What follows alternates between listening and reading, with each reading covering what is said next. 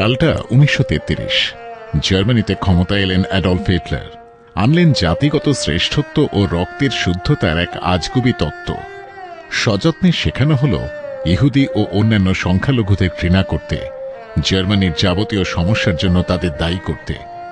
শুরু হল ইহুদি নিধনযজ্ঞ, ইতিহাসের পাতায় যার পরিচিতি হলোকস্ট নামে। কেবল মারলেই তো হবে না, কিভাবে যন্ত্রণা দিয়ে তিলে তিলে ইহুদিদের মারা যায় তার নিত্য নতুন পদ্ধতি আবিষ্কারে মেতে উঠলেন হিটলার ও তাঁর সহযোগীরা। ইউরোপ জুড়ে গজিয়ে উঠল একের পর এক কনসেন্ট্রেশন ক্যাম্প। এরই মধ্যে 1939 সালে শুরু হয়ে গেল দ্বিতীয় বিশ্বযুদ্ধ।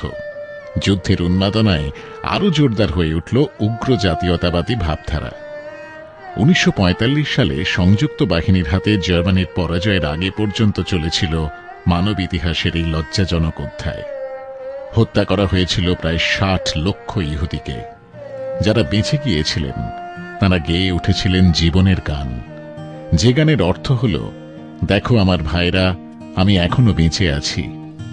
এই গান আমার ঠাকুরদার, একসময় আমার বাবা গেয়েছিলেন, আজ আমি গাইছি। ইসরায়েলের মানুষ বেঁচে আছে, আমি বেঁচে আছি।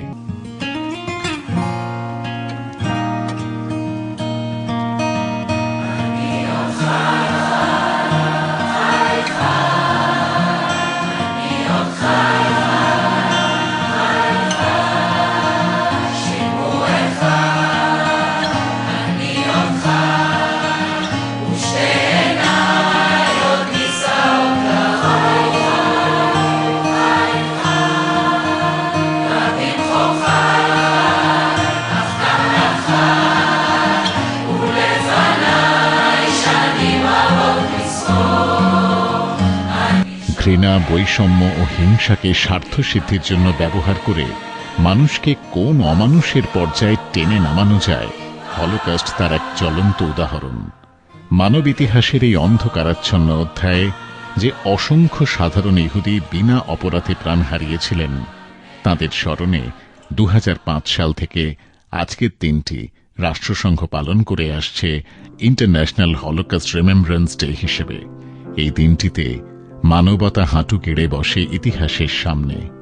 পুরনো গভীর ক্ষতের ওপর ঝরে পড়ে ফোঁটা ফোঁটা চোখের জল। জন লেনন গেয়ে ওঠেন,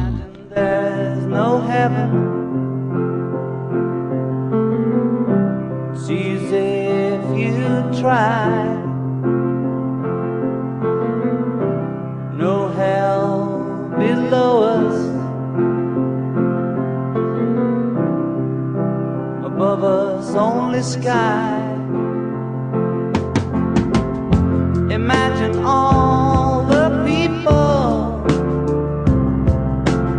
living for today. Imagine there's no countries.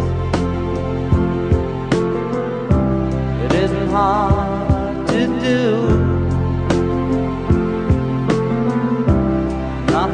এই হলোকস্টের সঙ্গে আশ্চর্যভাবে জড়িয়ে আছেন রবীন্দ্রনাথ। সেই রবীন্দ্রনাথ যিনি 1908 সালে এক বন্ধুকে লিখেছিলেন, হীরের দামে ঠুনকো কাঁচ কিনতে আমি নারাজ, জীবদ্দশায় মানবতার ওপর দেশপ্রেমকে তাই ঠাঁই দিতে চাই না। 1915 সালে প্রকাশিত তার ঘরে বাইরে উপন্যাসের নায়ক নিখিলেশ বলেছিল, দেশকে সাদাভাবে সত্যভাবে দেশ বলেই জেনে মানুষকে মানুষ বলেই শ্রদ্ধা করে যারা তার সেবা করতে উৎসাহ পায় না, চিৎকার করে মা বলে দেবী বলে মন্ত্র পড়ে যাদের কেবলই সম্মোহনের দরকার হয়, তাদের সেই ভালোবাসা দেশের প্রতি তেমন নয় যেমন নেশার প্রতি। 1942 সাল। পোল্যান্ড তখন হিটলারের নাৎসি বাহিনীর নিয়ন্ত্রণে। দেশ জুড়ে চলছে ইহুদি নিধনযজ্ঞ। রাজধানী ওয়ার্সা শহরের নিজস্ব ঘরবাড়ি থেকে উৎখাত করে তাদের নিয়ে যাওয়া হয়েছে কনসেন্ট্রেশন ক্যাম্পে।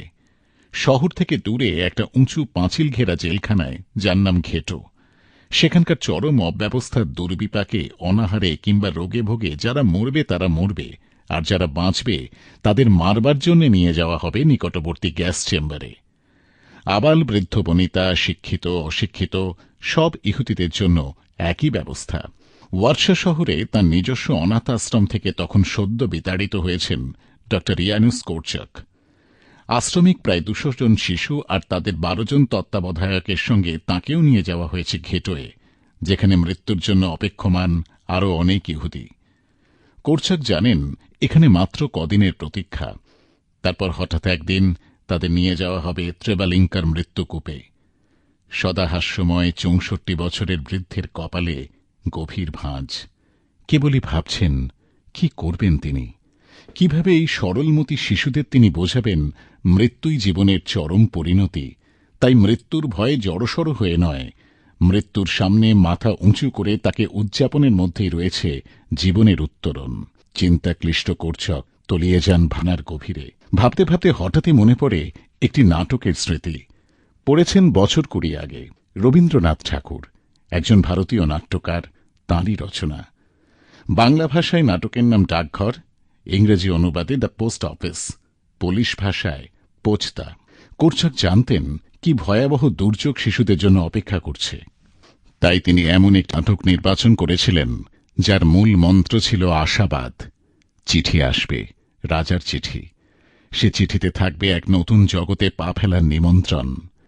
গ্যাস চেম্বারে প্রবেশ করার আগে ক্ষণকালের জন্য হলেও শিল্পী হিসেবে তাদের শেষবারের মতো আনন্দ দেওয়াই ছিল তাঁর উদ্দেশ্য। কোরচাক সিদ্ধান্ত নিলেন আশ্রমিক শিশুদের নিয়ে সেই নাটকটি মঞ্চায়ন করবেন তিনি। ১৯৪২ সালের ১৮ জুলাই বিকেল ৪:৩০ ওয়ারশার কুখ্যাত ঘেটোয় মঞ্চস্থ হল রবীন্দ্রনাথের ডাকঘর। ডাকঘর মঞ্চায়নের কদিন পরেই কোরচাক ও তার আশ্রমিক শিশুদের ত্রেবালিঙ্কার মৃত্যুকূপে চালান করা হয়। কোরচাকের জীবনীকার লিফটন লিখেছেন, সে এক অদ্ভুত দৃশ্য। প্রায় ২০০ জন শিশুর মিছিলের পুরোভাগে চলেছেন কোরচাক। সবচেয়ে কম বয়সী শিশুটি রয়েছে তাঁর কোলে।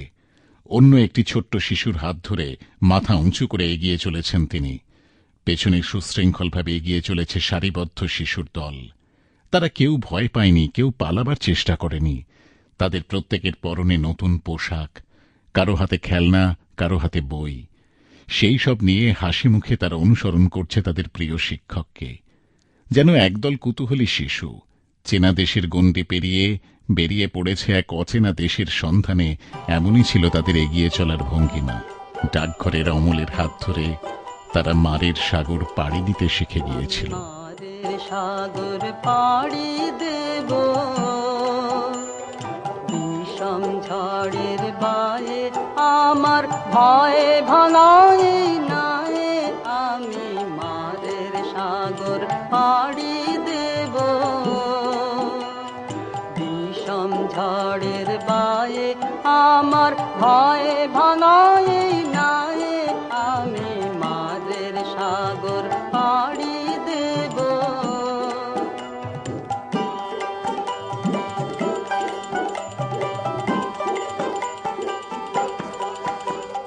মা ভৈবানের ভরসা নিয়ে ছেড়া